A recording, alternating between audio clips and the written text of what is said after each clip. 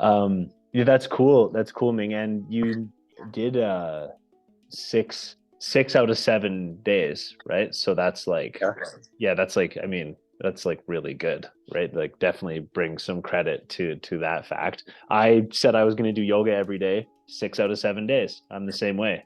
And I'm like super stoked that I did it six of the 7 days. Super mega pat on my back, and you too, man. Because last week when we were talking, you were kind of like, man, like I can't even do this thing that I know I can do that I've been telling myself to do.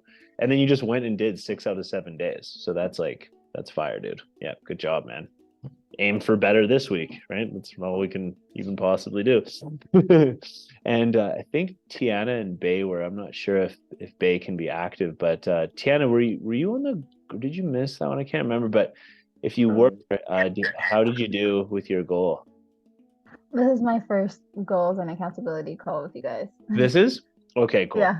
cool, cool. Last week, what we did, just for preface for everybody, is we spoke about like the different pillars and like what pillars we've kind of like want to improve on, and we kind of like set a goal in the pillar that we were on, and cool. So I actually kind of really actually like that. And so why don't we quickly do that again? I like this. This is a good thing. This will keep me accountable to some things too. Oh, did it freeze? It did freeze. First frozen. those. Yeah, Yeah, you first time frozen. Yeah, it's cool. I catching got it for one. you, man. Got one. Got one. First one, count it. Yeah. No, let's do that again because I love this. This is going to keep me accountable as well. So, just if you want to share in the chat, please share in the chat. Love that. You can just say it verbally if you want to. This week, or what pillar of the 5 pillars do you want to? Here, I'll drop them in for you. They're right there. So these are the 5 pillars of human potential, Brandon. These are what we teach in Human Potential Academy: financial, physical, emotional, mental, and spiritual. And so out of those 5 categories, what area do you want to improve on the most? Or do you want to set your I think goal? for me, Yeah. yeah, I think I'm gonna set my goal under financial just because of the new kind of opportunity there with 100 days. Oh yeah. I just want Okay, to make sure I cool. invest everything I Cool. need in that. So, and that's not just piggybacking because it's related. It's just feel like a lot of the other areas right now I have somewhat dialed at least, or I have an opportunity to free up attention. So, Cool. I'll set it as that. Okay. I'm gonna put physical and financial. You can do one or two if you guys want. Yeah. Okay. Financial, taxes, and tracking. Literally why I put financials. Thank you very much, Brian. I'm with you there.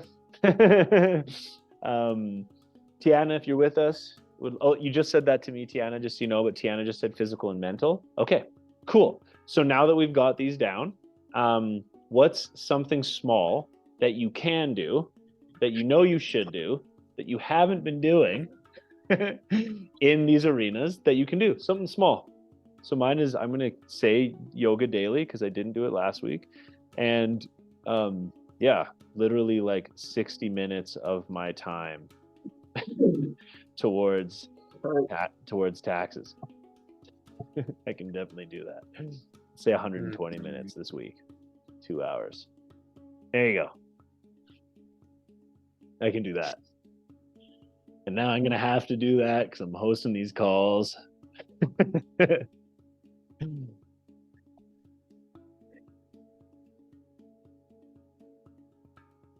I can go. Yeah, of course. Please do. I guess it'd be like contemplation, like self-introspective contemplation, because like as a kid, like I had a lot of like alone time for myself. Mm-hmm.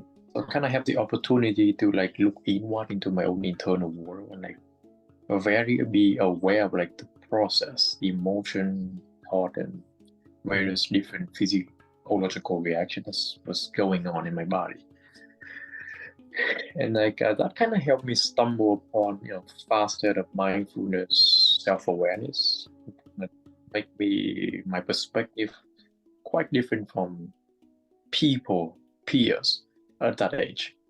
Yeah. So like, but I haven't managed to really get back since then because there's still a bit of a defense mechanism, hanging around. So like to just sit still, to like just inside my own room, just almost explore my thoughts. It's like almost like to face the defense mechanism. So what's It's a the bit of a action hard- item? What's the action item that you can do? Is it meditate 20 minutes a day, or like, because that all sounds like fine and dandy, but like what's the like thing that you can look at that next week I can be like, did you do that thing? Probably would just be Journaling? sit still. Kind of. I do journaling. It's like sit Okay. still for 1 hour and just every day and just ask myself the question like, what exactly am I feeling deep down emotionally at that Okay. moment? Gonna bring it up. You should write that down, I think, like some sort of actionable, because just asking yourself that, right? Like there should be I'd encourage you to think of an action item, but I'll ask you next week. I would encourage you to think of like an actionable item instead of just like still a thought process. Cool, Brian. I think a smart idea would add. Yeah. Oh. Yeah. Awesome. Please. I think for Ming there, maybe just like add that line of like recording what your thoughts were for that day, like because they're gonna change each day too. So maybe just like recording it somewhere, whether it's a 1 minute recording audio or even just something on a notepad on your phone or whatever for each day. Just an idea. Cool. I like that. Yeah, that's great. Thanks for sharing that, Brian. That's a great idea. Brian, 1 week financial tracking to spreadsheet, stick to strict wake up and bedtime regimen. Yeah, that slipped for me a couple weeks ago. Yeah, it's a game changer. Yeah, it's so simple, but I find it's the mental pillar right there. It's like, okay, I'm getting up at this time and I'm going to bed at this time. Maybe there's like a half-hour flex, but when you start slipping on that, everything else starts to slip. It's interesting. Yeah, totally. It's totally the thing. And it's always when you're like, yeah, I've been going real hard and like, I'm going to like do this. I'm going to sleep an extra 2 hours. Right. And then it's like, oh, well, now you're going to bed 2 hours later that day, aren't you? Yeah, exactly. And then what happens? Yeah, for me, it's the nighttime. I need the strictness in the nighttime. Like, nope, just go to bed. Yeah, me too, for sure. Work out 3 times a week and wake up and end of day journaling. Cool. This has been fun. So we'll definitely follow up with that next week. So I have like a question that I kind of want to ask you guys, because this is something that's been certainly prevalent for me. But when we set a goal, which we do as humans, like all the time, we're pretty much just like consistently like, I want something, and then going at it. And that pretty much that's what we're doing. And like how does that like mean voice show up in your head when you're not doing it correctly? Like what does it say? How does it show up for you in whatever it is? This could be like, maybe you're not showing up in your relationship properly. This could be like, it's Ming going, yeah, but I missed 1 day, I'm such a loser, instead of looking at like the 6 days, right? It's like, what is that voice that comes in, and what does it say? What does it say? What does it sound like? And I also have to think about this for a second. What are you doing, fam? Are you procrastinating right now? Get your shit together. Literally, that's what she sounds like. She's just like on me, like, get your shit together. You could do better. What the fuck are you doing right now? You can do better. Mm-hmm. Yeah, that's very similar to me. You need to do this, or all your plans will not follow. Like, you kind of what you said about the bedtime, right? Everything needs to be in place. One thing, sleep. Everything start spiraling out of control. So like, it comes in and it says, if you don't do this thing, you're just gonna fail. You're doomed for failure. If you don't do this, you're gonna fail. It totally says that. That's totally how it shows up. That's pretty much, I guess. Okay. Sometimes mine's like, how could you do this and say and act in the ways that you're acting? How could you do this? How could you do this? In the same tonality of you can do better? It's like, it's more like disappointment and appalled and like how could you do this? Why would you do this again? Why would you like you said you wanted to do this other thing. Why are you doing this thing? Come on, man. Yeah. And that's the like when you're in an addiction that you don't want to be in. And you're like, I don't want to do this thing, but I'm definitely right about to do this thing. Interesting. Yeah, that's interesting. Anything coming up for you, Brandon? I keep kind of similar to Brian's, but like I get this like vibrating message of like, you deserve this. Like, what the hell are you doing? You deserve the result that comes from doing this thing. You deserve that. So why aren't you doing it? Yeah, totally. And that's like, for me, when I read that, you could tell me it might be totally different for you, and please tell me if it is. But when I read that, it's kind of like, it's almost like you knew that this was gonna happen, and you walked yourself right into this thing, and you've like earned this. I guess like both ways for me. I get it from the positive and the negative. You didn't set your net up properly to make a phone call, so therefore that's why the call didn't get made. Like, you went somewhere after work, or you did this or did that. Like you set yourself up for failure this way. But also on the flip side of like the doing of the thing is like the positive aspect of like, man, you're good enough to do this thing. Like you deserve the other side of this as the positive of like what comes from you actually doing the thing you said you were going to do. You want it, you need to do it, it's the right thing to do, get to it kind of thing. Yeah. I get it. Anything else, Tiana? And thank you, Brandon. That's like really good. No, it's just yours just comes in. She's just like yelling at me like, you can do better. Get up. Go do this. And I'm looking at her like, I will. Give me 5 minutes. And I don't. And then what does she do? And then she's just like, you always do this. Like, you know what's going to happen and you keep doing it. So like, why is it that you don't think you deserve to do better when you know you can do better? Like, why do you always know a thing, but then not implement that knowing when you know what the result of that will be? And what do you say back to her when she says that? I don't know. I'm working on it. Cool. I know why I do it though. It's self-worth. It's like a worthiness thing. Like I'll be afraid of doing the thing because I'm afraid that I will succeed, because like, can I handle that success? Like, can I handle, what if this goes right? Like, am I prepared to live up to that new standard I've set for myself? Oh, that's an interesting box of worms there too. Okay. Brian and I had a chat about this. We're not sure on the verbiage yet, but I'm just going with the word self-sabotaging for now.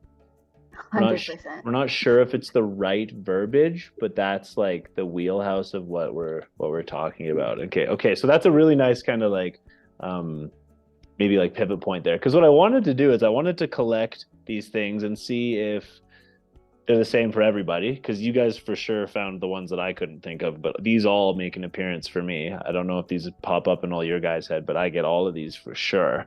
And let's see, what I want to do is like find like why these are like kind. What is actually the message that's coming up behind these things, because they all come from what I can tell, all of these things come from us having a higher standard for ourselves than we are currently acting, which is great. Like always, it's like be happy with who you are, but always strive to be better. It's like you don't want to hit it. You don't ever want to hit that. Your standard goes up 10. You hit your standard, it should be increasing with you. You hit that standard, it should be increasing with you. And is this really as good as your higher self can do? Yeah, exactly. That's exactly right. And so get your shit together. You can do better. If you don't do this, that's a different one. So what do you guys think? Like Brian, I know you're like really great at this type of stuff. Like when I see you can do better, what I see is like a parent that has a child that is brilliant and knows that this child is capable of excellency, and then is saying to the child, you can do better. Like, you can. You actually can do better. I think it kind of depends, like, because for me, the you can do better, it depends on where that voice comes from. For me, it's like when I was a kid, I felt like I was never good enough because I wasn't really academically inclined. Like, school is a very big struggle for me as a child. So there's like, it might be a false sense of you can do better because the better is an idea of something that is based in trauma, if that makes sense. So it's like not this real concept of better. It's just like, I'm never going to be good enough. So you can do better, you can do better, you can do better. So sometimes I think it's like, where does that come from? Is that like from your childhood where you felt like you weren't good enough, and then you have this residing feeling of like, no matter what I do is not good, and then when I set new goals, you sabotage yourself to prove to yourself that you're not that good.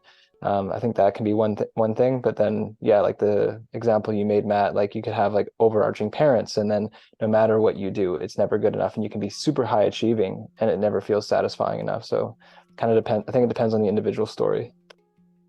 Totally. That last one was me. Oh yeah. Yeah, like I was super high achieving. If I came in the house with a 99, my dad was like not impressed, and he's like, you could do better. So then it just started being like, I know I can do better, so why bother? Because even if I do it, you're still gonna be like, it's not good enough. So I exert myself. Yeah.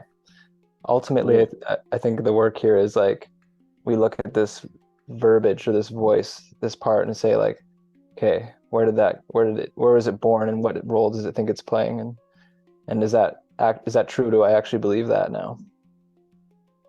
It's cool. I'm really glad that this interaction happened here, because Brian, you said, how could you do this? And I said, is that the same as you can do better? And we were like, kind of, like, sort of, yeah. And then we literally just saw the two halves of that same message play out right now, which is like really, really, it's a really cool thing. Because I've been putting a lot of thought into this lately, and like it really, when we're we're all on this call, so we're like of a certain caliber of personal development, or at least yearning to be better. We're yearning to be better, right? That's what we're trying to do. Like, I'm literally telling myself all the time I could be better, and so, right, and so it's like I'm just like trying to look at all of these internal voices that come down in the form of fear, shame, and guilt, from like the place of how it's not trying to destroy us. That's not how the brain works. The brain works to stay alive. So it's not trying to cause harm to us. It's trying to prevent harm to us. It's misguided, of course, but I'm always trying to find like, where is this coming from, and how can I like thank it? How can I thank it for its like what it's trying to actually do? And Brian, you really sparked this in me maybe 2 or 3 weeks ago. I can't remember how it was. It was in like a passing conversation or something, and it just struck me. And I've been doing it like constantly now. And so I'm looking at all these and I'm seeing like, you always do this. Why do you not do the things you know you need to do? How could you do this? If you don't do this, you're going to fail. It's like all of these things are kind of just like warning sirens going off in your head. Like, if you keep doing this, it's not going to end up well for you. And it's right? Like, it's not wrong.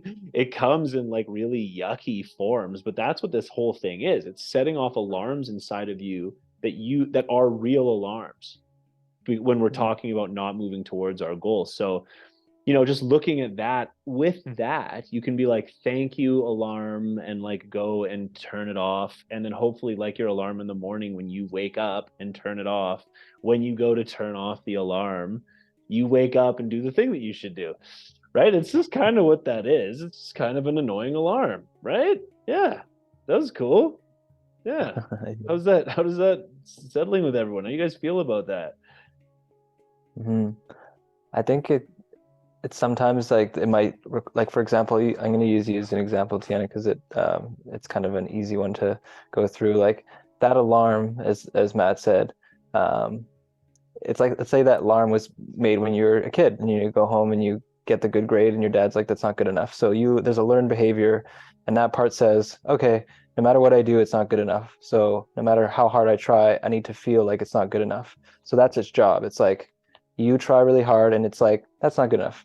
You try really hard and it's like, that's not good enough. So with what Matt's saying, I think a great approach is like, hear that and be like, I appreciate you saying that. I know that you're trying to help me, but that's not actually helpful anymore, and it is good enough. So I appreciate you trying to make sure that I do good enough, and I understand that that's what you're trying to do, but I'm not a child anymore, and I only need to validate myself. And yeah, maybe you can tell me that like giving it some other job, I don't know, but like that. Anyways, that's what I'm kind of trying to say is like for you it might be a bit different for each person, because sometimes we have to like see that thing is not actually serving us anymore, because it might be self-deprecating. Like maybe with you, Min, too, it's like if you did 5 out of the 6 days, that's still pretty good, you know? Like I may not have hit your goal, but give yourself the win for like, hey, I did 5 out of 6. I can do better, but I deserve to still celebrate the small win of at least 5 is better than 0, you know? So sometimes the voice is self-deprecating, or the part is self-deprecating, and it's like if we don't tune into it, it may happen for such a long time and it's formed at such a young age that at some point it was helpful, but now it's just a crutch. If that makes sense. Yeah, totally. And the ultimately when our parents were doing this to us, it was because they had fear, right? They were scared. They were scared of something bad happening, about you not hitting excellency or about things not going right. So even then, their misguided ways and unfair, in my opinion, and like inaccurate and incorrect, in my opinion, even then, like deep down, it largely most often comes from a place of fear and like a place of lack. Yeah. Usually they're doing the unless our parents did the work, they're gonna pass down what they were taught, and then but that's a really powerful thing. Like all of us are enveloped in that same situation, that we are passed down the traumas, so we can always forgive our parents and be like, it's not their fault. They didn't know what they're doing. They did the best they could with the tools they had. So what they did is real, but it's our responsibility to figure out how to resolve that. That's cool. That was really cool. So that's actually like the presence process. I brought it up one call. Such a good book. Recommend everyone read that book, because it helps to understand how to release people of the triggers that they may cause us, and understanding that those triggers are actually opportunities. Because when that trigger comes up, it's never about the person who's triggering you. It's about the memory in the body that they're bringing up. And when it comes up, we have the opportunity to work with it. Totally. Yeah. Who was the author of that book again? Michael Brown. I think I can find a link here. It's a hefty one. Well, not the practice is hefty. So cool. So the main reason I wanted to get into this was for us to we've set some goals, right? We've set some simple goals that we can achieve this week. We can do it, right? You can do it. Right? I'm going to say you can do it. Right? I did 6 weeks last week. I can do better. Right? I can. I love it. I love myself. I can do better. I can do it. And this little voice is going to come up, especially if I don't do it. Right? After I've been all bold here and saying I can do it. Now, if I don't do it, what do you think is going to come up? Oh my God, how could you do that? Now you got to get on the call. You're hosting the goal calls. What do you mean? Who are you to tell people how to hit goals, right? I'm going to get the whole thing coming up. Now, how do I talk with it? Right? How do I talk with it, not discourage me from not doing it or not going down the 4th, the 5th? And Brian, how do you talk to yours?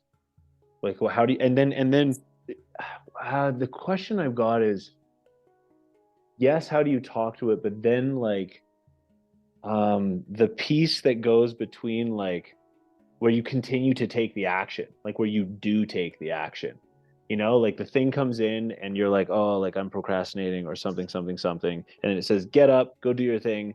And then this other voice comes in. It's like the step between talking to it and actually taking the action into the discipline. Yeah, this is interesting. So you're saying when you hear that voice, and then how do you act differently? Yeah, like because it's one thing to like say to it like I understand you're here to help me, thank you, but you don't serve me anymore, blah blah blah. But then it's a whole other thing to actually then go into and take the action. Yeah, my ideation on this is like, let's say it's procrastination, right? And then the voice is like, you lazy bastard, you're never gonna get anything done if you do this. And then let's say you just act from that. You're like, oh, then you start maybe you start doing it from that place, which is you're acting from fear and guilt and shame and all that stuff. Or you could hear the voice, you're never gonna do this, you're never gonna become great if you don't do that, and like, stop for a moment, hear that voice, and like connect to that part, and like, I appreciate that part of myself. I know I'm just trying to protect myself, but I don't believe that story anymore. And instead, where do you want the action to be derived from? So I'm going to do this. I'm not going to procrastinate because no matter what I do, I'm enough, or whatever your story is. I'm not going to act from the place of lack. I'm going to act from the place of abundance. So I'm not doing this because I'm scared of failing. I'm not doing this because of the story. I'm going to do this for a new reason and write myself a new story. So if that makes sense. So you can, same action, different driver. So I think it's like rewriting, and it's just a moment, right? It's just a moment of awareness. Like, okay, hear that, like that old story. Like, I don't believe that anymore, but it's not pushing away. You don't need to push that away. That's a part of you. It's like, take that in. That's a part of me. That's a part of me that's trying to help. And I see that, but I want to start changing that story and then trying to act from the different narration. Because if we act from the same narration, then we're acting from those rooted places of fear, and that's not sustainable. So that's kind of my thought on that. Yeah, that's really cool. That's what it kind of like sparked in me right now, and I just was writing this down, is it's like so this voice that comes up is from the past, right? That's where it comes from, right? It's from something from the past. That's where it comes from. And so then it got me thinking about how like we're in the present and we're like having this conversation with the thing from the past, and then how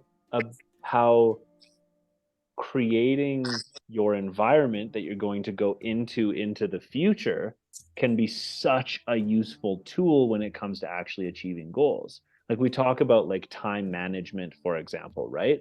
But also like, I got to tell you guys, the night before, when I write down what exercise I'm going to do the next day, compared to the days where I have to sit down and write it out before I exercise, whoa, is it a huge difference. It's a huge difference. Even me, like the days where I don't have it written down, I might like procrastinate for hours. The days when I've got it written down, I wake up, I got my exercise list, it's like wham, wham, wham, and I'm into it. And one of the things that I love to talk about is that tomorrow starts tonight. Proper preparation prevents poor performance. And this can be such a useful tool. Just even setting yourself up to go into these things, you can make it a little bit easier to do, and it's a lot easier to do. Like for real, for sure. And I was talking with Selena about this before this call, and she's got a whole bunch of awesome things about goals and achieving and systems and structures and and one of the things that is often talked about in goal achievement courses is preparing the environment, right? Like you want to have an environment for yourself that is as good as it can be for achieving goals. Yes, for sure, we should always, you guys know me, be able to, the mind is the only environment we need to go for our goals, for sure, 100%. But when you set up the arena that you're operating inside of in a way that makes it a little bit easier, take a little less energy, it makes a huge difference. And Brian here, precognitive commitment. So I don't know what that means, but I'm going to take a shot. I'm going to take a shot at it here. So let's say like tomorrow I'm going to wake up and do some breath work and write a gratitude journal and exercise and drink a glass of water. Okay. well, here's what I'm going to do then. I'm going to set up my station where I'm going to sit and do my breath work. I'm going to make sure my pen and book are set up nicely. I'm going to have that glass of water poured. I'm going to have my exercise routine and clothes set up there. And what that does is not only does it allow me to stay in an alpha brainwave or a flow state, a true flow state, then not only that, but I am like mentally doing it already before I even do it. So, you know, like Olympic divers, you say they picture the thing, they picture things, sprinters, they picture themselves sprinting through the finish line, they picture it. This is a real thing. And it triggers our mirror neurons, which allows us to, the brain cannot tell the difference between something that is vividly imagined and something that actually happens. It's the same experience in our mind. And this precognitive commitment, it makes it like easier. Like we're already going into something that we know that we've already done, that we've already done. And so you not only do you have it just like, oh, step 1, 2, 3, you take out so many steps when you prepare it ahead of time. Is that precognitive commitment? Was I pretty close with that? Yeah. That was really good. Yeah, like everything you're saying is actually like, this is super high value stuff, guys. If you can master this, you'll like be 10 million times more proficient with yourself. Yeah. Precognitive commitment is basically saying like, I'm deciding at this point in time that later I'm doing this. Usually it's the night before, right? And what Matt said, like, so like I'm gonna wake up and do X, Y, and Z. And then what Matt said about the environment is so key, because like, yes, the mind, yes, like the universe is mental, the mental is like our mind is the universe, but your environment will prime you to do stuff. And like you said, brainwaves. So if you get up and you're like, oh, I'm going to do some yoga, and you're like, where's my yoga mat? Oh shit. Like, oh wait, like I need to, oh God, I look at my phone. Like, oh, someone texted me. You're in high beta and you're way the fuck out of it now. And how many times, like, raise your hand if that's happened to you and you didn't set yourself up. Right? I guarantee you, I'm going to do this tonight. Like Matt said, you put the journal there, you put the pen, you put the water, you put the yoga mat. And the reason this works is because when you're forming a new habit or you're reinforcing a habit again, willpower is not good for that. Habits should take no willpower. Willpower is for the things that are hard for you to do during the day. It's like called eating the frog. It's like, you know, the stuff that's like really going to be hard for you, like writing that blog or like reaching out to leads, like the shit that's like, you're like, okay, I really don't want to do that. Save your willpower for that. Don't use willpower for habit formation. That's why building tiny habits over time that take no willpower is so powerful, because it should be really, really easy, and your morning routine should happen very naturally. It should take no willpower at all, if that makes sense. Which takes a little willpower at first, right? Yeah. Well, this is how I hack it. Let's say you have normal morning routine. Like the morning routine is like, get out of bed and don't go back to sleep.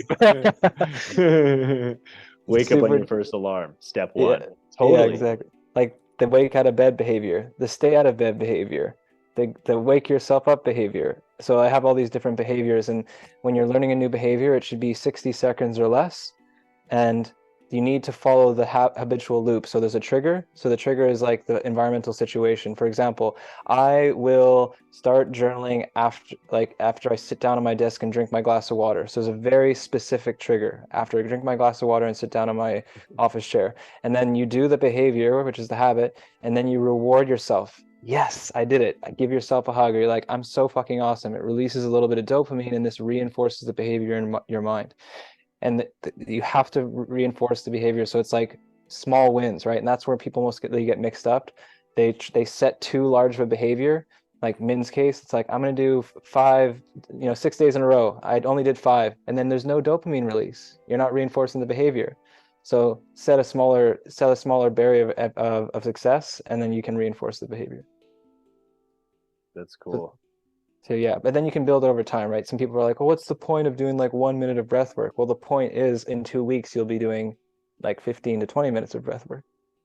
Just Pavlovian conditioning yourself over and over and over again. Exactly. Pavlovian condition, just in case everyone doesn't know, they're catching the replays. There's this, I think it was a psychologist named Pavlov, and there's the Pavlovian dogs. That's where this comes from.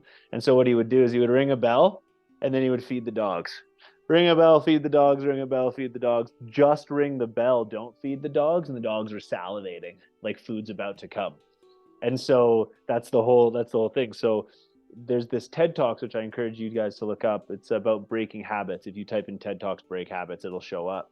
And he talks about how there's trigger, action, reward, and the reward is the most critical part. So I just want to like bring some emphasis to that with Brian saying that. It's like when you do something good, tell yourself good job and give yourself a hypothetical or literal cookie. Like continue positively reinforcing those positive behaviors that you do. Something can happen with these types of things,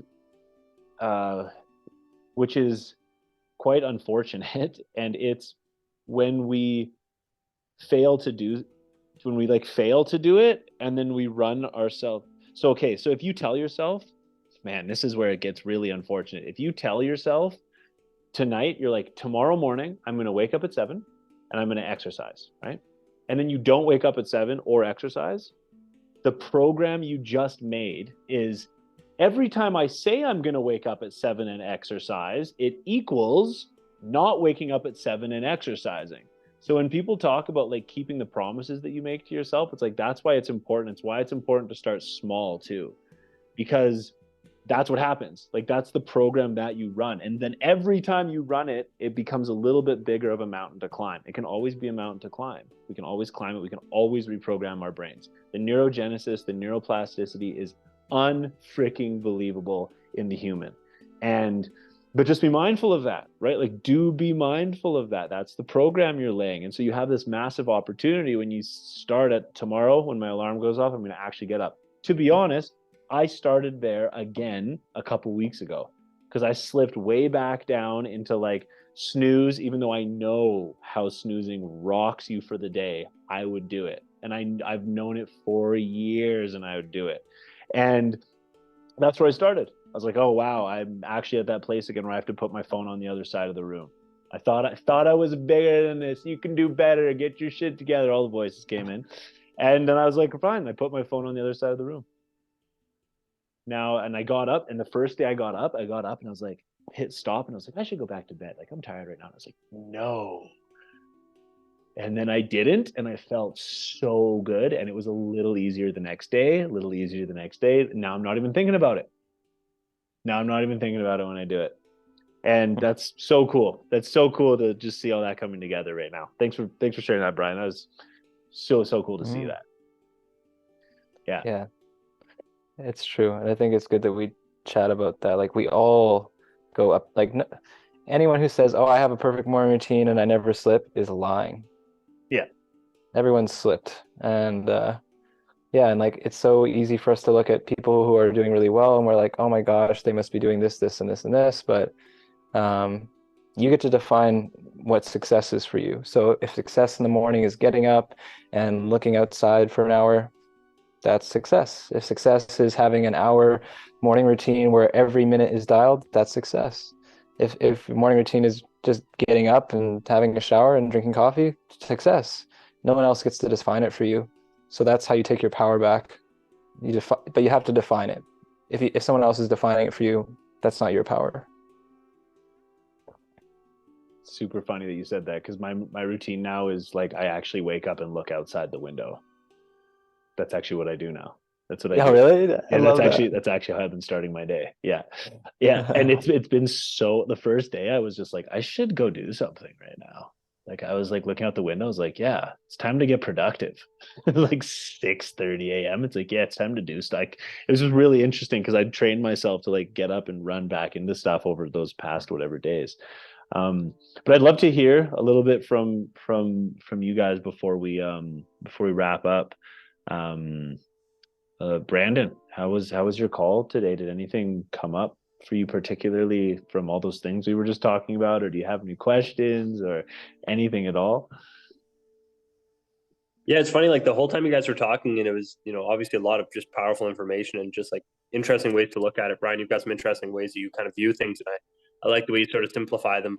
For me, the word that just kept reiterating in my head was, why we do what we do, and having a strong why.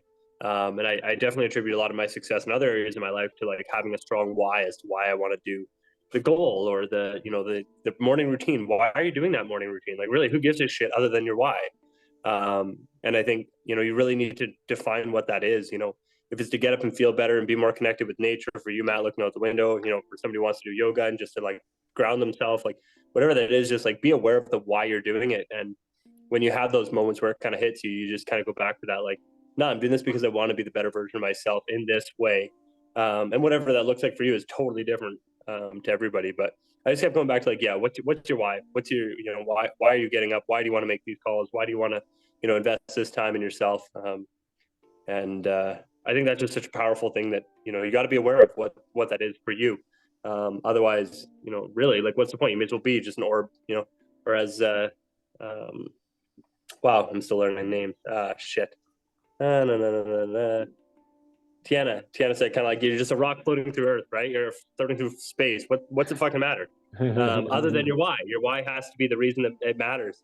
And so just helping yourself define what that is, can ground you away from that just free floating feeling. Because really, like, you could sleep in every day. Who cares? You could snooze your alarm clock. Who cares? But the reality is, we care. I care. You care. And so that was my biggest takeaway, is just like remembering that your why is that reason that you do put the phone on the other side of the room when it's uncomfortable. You do the uncomfortable thing. Yeah. I love it, dude. I love it. That's such a good idea that next week we're going to go through our priorities and what's your why for sure next week. It's so goddamn powerful. Goddamn. I remember watching the Simon Sinek video where he kind of talks a little bit about it. And I watch it at least once or twice a year now, just as like a reminder of like, man, why are you doing this? Like I work retarded hours. I was been up since 7:30 in the morning in the office till now, and I'm on a call at 8 o'clock my time. Like, why the fuck am I doing this, yo? Like, and then I remember why, and it's because I'm chasing that better version of myself, and that's so important. Otherwise, totally. It's so hard to show up without that. Right on, dude. Thank you so much. That was awesome. I appreciate your share. How about you, Tiana? That was so much value. Like, just jam-packed, and I'm like trying to write down as much as I can. I've been waking up at like 10, 11 for the past week and a half, or like since I've been back, because it's so cold. I just want to stay wrapped up in bed. Yeah. So I've been waking up so late. Totally. That's like thermostat up. That's the interesting. Sorry? Turn your thermostat up. I don't have that power in this building, unfortunately. Yeah, heater. I don't know. Heater is kind of a thing, but I always and I've been. Trust me, I get it. I get that too, because the house I'm in is wood stove, and we just have one like fireplace, and it sometimes goes out at nighttime, and then I wake up, it's frozen. And that was actually definitely like my first night back when the alarm went off. I should go back into bed. I was standing there like, half naked. It's like probably minus something. I'm just like, yeah, I should go back into that like place there. That's where I should be right now. It's definitely what I should do. And my honest super mega advice to you is go outside and walk. Like, go outside and walk. That is what it is, because from what I can tell, mostly it's yes, the cold, but it's definitely the light. If you go for a walk and you're out in the light for a second, that would be my honest advice to you, because I get that. That's like, I really get that. Yeah, I really get that. And when you go back to where it's hot, your mind will be so strong, because you can get up. If you can get up at 8 in the cold, you can get up anytime in the heat. So it's kind of like training with a weight vest on in these cold temperatures. It's like you get a little extra. That's how I like to look at it. Yeah. And then I found like it started slipping. So usually I get up, I write down what I'm grateful for, or I say it out loud, and I go brush my teeth, and I go do yoga. And now I'm laying in bed for like 2 hours, and the voice in my head's like, fam, get your shit together. Yeah. And then when I get up now, I'm like not motivated to do anything. I haven't touched my journal in 3 days. I've just been like looking out the window, saying it out loud. And then I look back in my journal. I'm like, there's so many days missing. What's going on?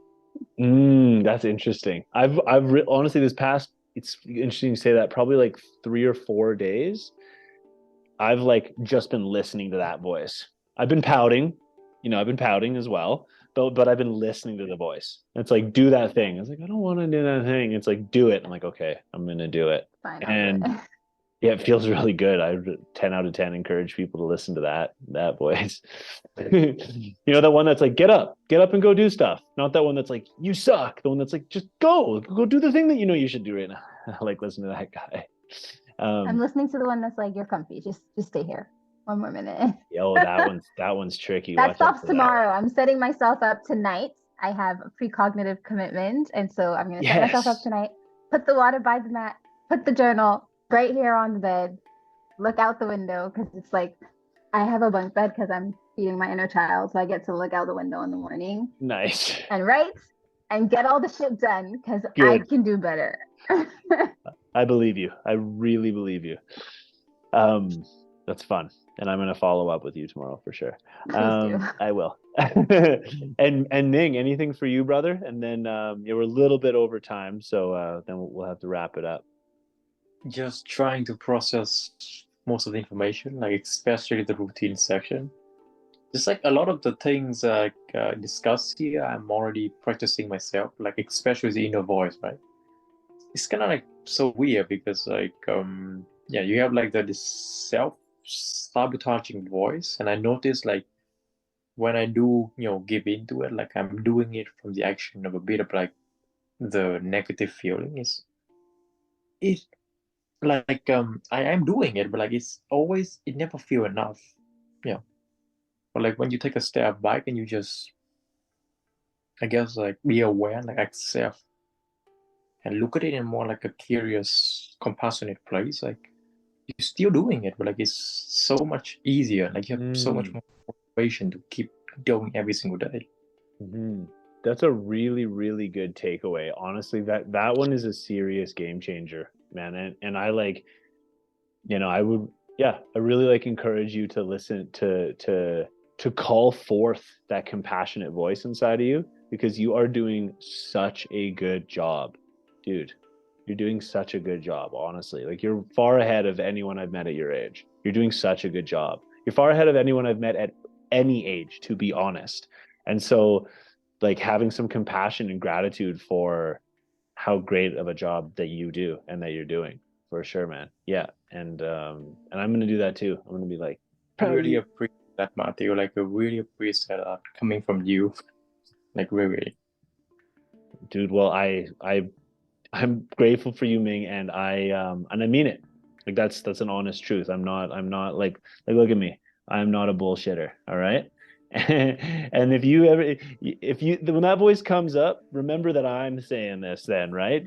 Because if you don't trust you at least trust me to say that to you. Because man, you're just doing such a freaking good job, man. Honestly, like really you are. Yeah. So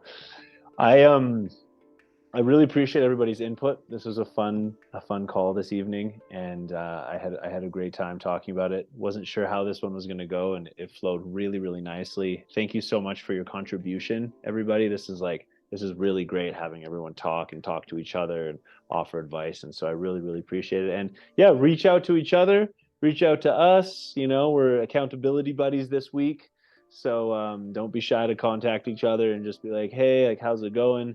And don't be shy to contact us either. Yeah. So thanks a lot, guys. I love you all, and have a fantastic evening and week. Thank you. Okay, bye, guys. Thanks, everybody.